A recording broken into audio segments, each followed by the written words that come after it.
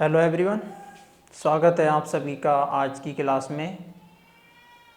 प्यारे बच्चों, हमने पिछली क्लास में चर्चा करी थी कि द्विध्रुव की जो अक्षय स्थिति होती है उसमें विद्युत क्षेत्र की तीव्रता कैसे ज्ञात करते हैं। ठीक है, तो मैं मानता हूँ आपने वो वीडियो देखा होगा, और नहीं देखा हो तो आप उस वीडियो को देख सकते हैं। और इस लेक्चर में, इस क्लास में हम बात करने वाले हैं विद्युत द्विध्रुव की निरक्षीय अथवा अनुप्रस्थ स्थिति में विद्युत क्षेत्र की तीव्रता ज्ञात करना। ठीक है, तो स्टार्ट करते हैं फिर वीडियो को।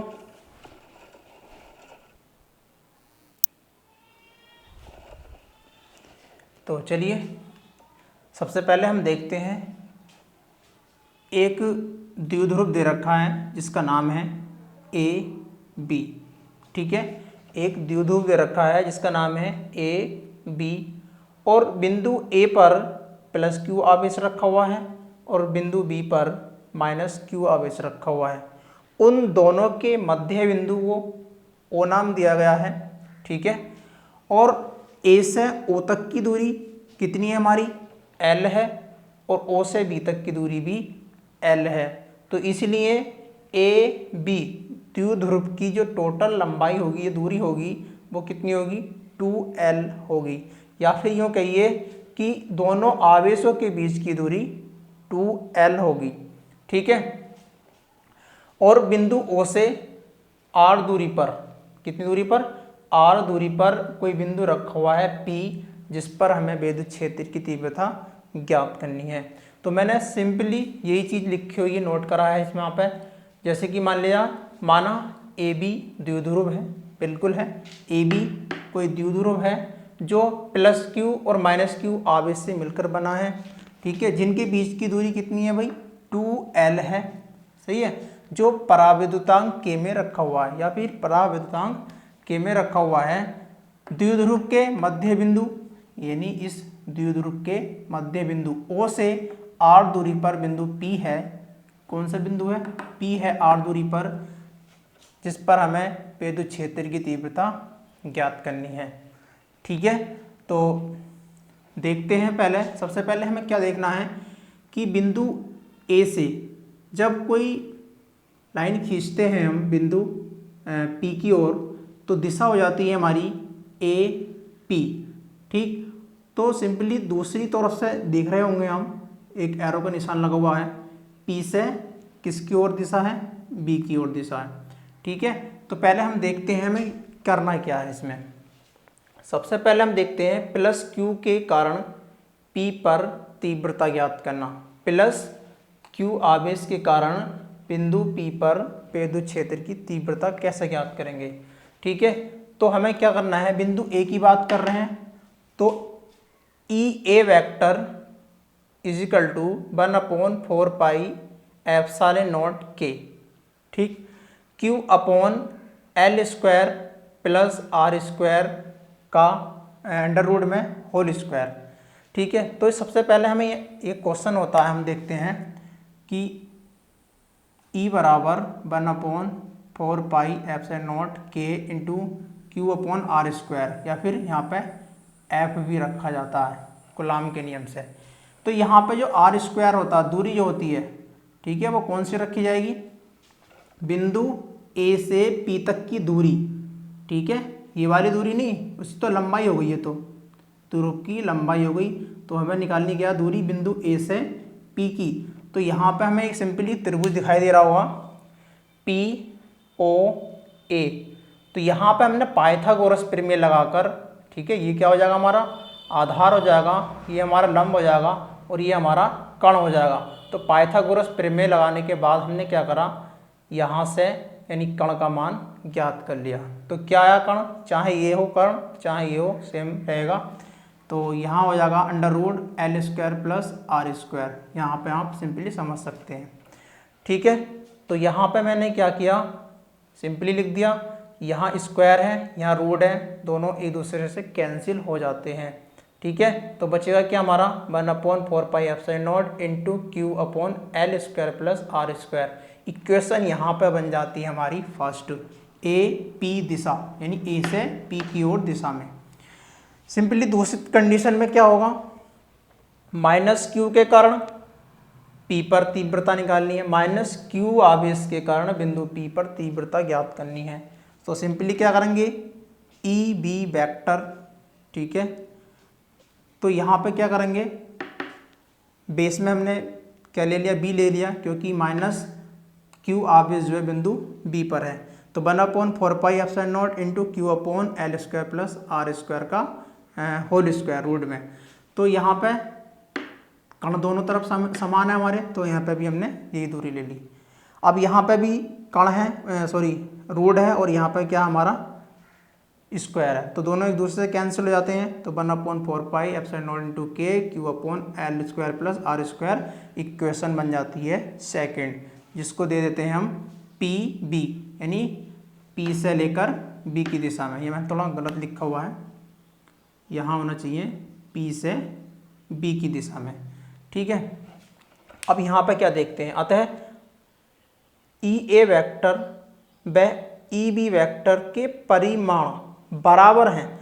देखिएगा यहाँ पे बिल्कुल बराबर हैं, लेकिन दिशा क्या है, केवल दिशा विपरीत है। वैसे तो परिमाण क्या है हमारे, बिल्कुल सेम बराबर आ रहे हैं, ठीक है।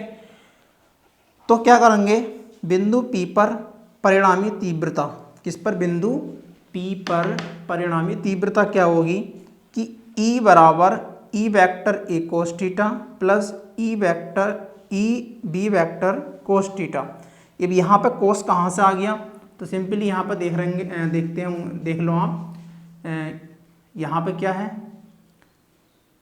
बिंदु ए से पी की ओर चलेंगे, तो ये हमारी ई ए हो गई, ठीक है, विद्युत क्षेत्र की तीव्रता। और यहाँ हम पी से बी की ओर चलेंगे, तो यहाँ दोनों जगह आपको दिखाई दे रहा होगा ई ए कोस थीटा और ई बी कोस थीटा, ठीक है। तो यहाँ से हमने इसको, क्योंकि यहाँ पे क्या दिशा सेम है दोनों की, तो यहाँ पे हमने दोनों में कोस ले लिया इसका।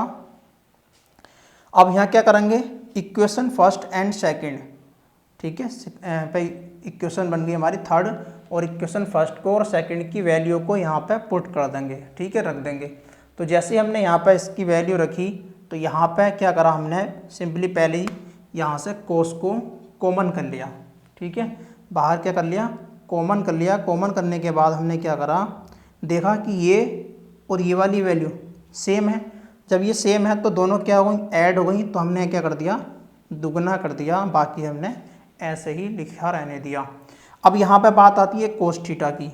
अब कोस थीटा की वैल्यू कैसे फाइंड करी हमने, तो कोस थीटा बराबर होता है आधार बटे कण, और आधार है हमारा ओ एल, क्या है, ओ एल, ओ बी, ठीक है, ओ से लेकर बी तक की दूरी, और बी की बीच की दूरी कितनी है, एल है, और पी से बी की दूरी, पी और बी कितनी है हमारी, ये वैल्यू है।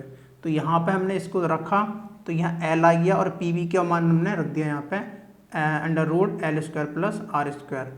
तो यहाँ पे कोस थीटा की वैल्यू हमारी इतनी आ जाती है, और इसको हम रख देते हैं यहाँ पर कोस के स्थान पे।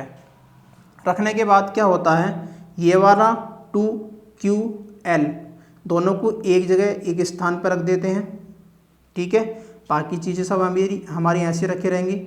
तो यहाँ पे क्या होता है, 2QL बराबर होता है हमारा P, ठीक है, 2QL बराबर हमारा होता है P। तो इसके स्थान पे हम यहाँ पर रख देंगे P, लेकिन यहाँ पे क्या है, R square plus L square, और यहाँ पे क्या है, √ L square plus R square. तो यहाँ पे हम देखेंगे इसकी घात कितनी है, 1, प्लस इसकी घात कितनी है, रूट का मतलब 1/2। इन दोनों का एलसीएम लेंगे तो कितना आएगा, 2, इसकी मल्टीप्लाई होगी 2 + 1, तो यहाँ पर आएगी 3/2। सही है, जब ये 3/2 हो जाएगी तो यानी इसकी पावर टोटल कितनी हो जाएगी, 3/2 हो जाएगी दोनों की, ठीक है। चलिए अब यहाँ पे हम देखते हैं कि इसका वैल्यू तो हमने यहाँ रख दिया, यहाँ पे 3/2 भी हो गया। अब यहाँ पे सिंपली क्या है कि L बहुत छोटा है किससे, R से। ठीक है, देखो यहाँ पर देख सकते हैं फिगर में बना हुआ है कि L कितना छोटा है, ठीक है, और R कितना बड़ा है। अगर हम सिंपली इसका स्क्वायर कर देते हैं, स्क्वायर की वैल्यू रखते हैं, तो इनके बीच का जो डिफरेंस होता है वो और भी ज़्यादा हो जाता है। ठीक है, इसीलिए L की वैल्यू हम क्या रख लेते हैं, लगभग 0 के समान रख लेते हैं, 0 के बराबर रख लेते हैं। ठीक, तो यहाँ पे हमने क्या करा, L की वैल्यू को 0 रख दिया, और 0 रखेंगे तो यहाँ R की पावर केवल 2 बचेगी, और पावर बचेगी इसकी 3/2। बाकी सिंपली ऐसे ही चलाया। उसके बाद क्या होता है, जब हम इस 2 से इस 2 को काटेंगे तो पावर कितनी बचेगी हमारी, केवल 3, यानी E बराबर 1/4πε0। और दूसरी चीज़, यहाँ पे K की वैल्यू हमने कितनी रखी है, 1 रख दी। K की वैल्यू हमने रख दी 1। क्यों रख दी, क्योंकि वायु और निर्वात में K का जो पराविद्युतांक का जो मान होता है वो 1 होता है। ठीक है, तो हमारा जो फॉर्मूला सिद्ध होकर जाता है, E बराबर 1/4πε0 इंटू P/R³ न्यूटन प्रति कूलाम। यदि हम इसको सदिश रूप में लिखना चाहते हैं तो क्या करेंगे, E वेक्टर लगा देंगे 1/4π, और इसकी P की जो वैल्यू है वो क्या हो जाएगी, माइनस में हो जाएगी, या फिर इसको माइनस को हम पहले भी लिख सकते हैं। ठीक है, तो ये सिंपली हमारा एक क्वेश्चन हो गया।